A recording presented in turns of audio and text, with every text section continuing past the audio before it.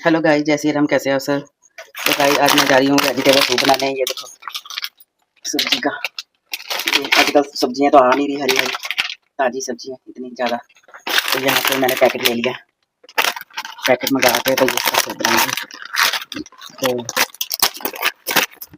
मेरे हस्बैंड बोल रहे थे, पति देव बोल रहे कि वेजिटेबल सूप बनाओ। तो ये लगे हुए हैं गाइस। तो नवरात्रों में अब मैं यही सब सूप बना के पिलाऊंगी इनको। इसमें वैसे हम प्याज भी डाल सकते हैं, लहसुन भी डाल सकते हैं, लेकिन नवरात्रों में ना प्याज डालूंगी ना लहसुन डालूंगी। ये देखो, ये सब्जी डाल दी मैंने और इसमें पानी डाल देंगे। पानी भी सब्जी मेरी हैगी है 100 ग्राम इसमें। तो सब्जी मैंने कम डाली है, ज़्यादा नहीं डाली। और इसमें पानी डाल देंगे 1 गिलास से भी ज़्यादा, एक मतलब 1 लीटर पानी डाला मैंने गाइस। ये देखो, और 1 चम्मच इसमें डालेंगे नमक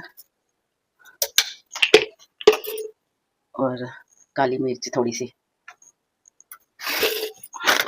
अब इसे हम पकने के लिए रख देंगे, ये पकता रहेगा।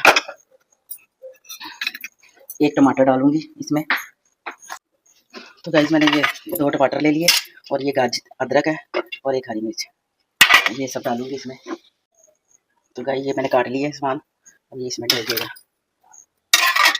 और इसे हम ढक्कन लगा के रख देंगे, पकता रहेगा। थोड़ा सा धीमी आंच कर लेंगे। गाइस ये देखो हो गई है सब्जी।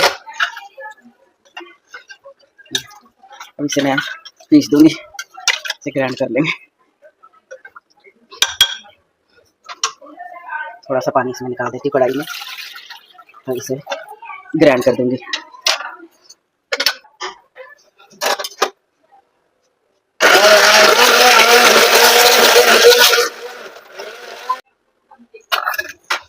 तो गाइस ये पानी बचा है, इसमें डाल देंगे।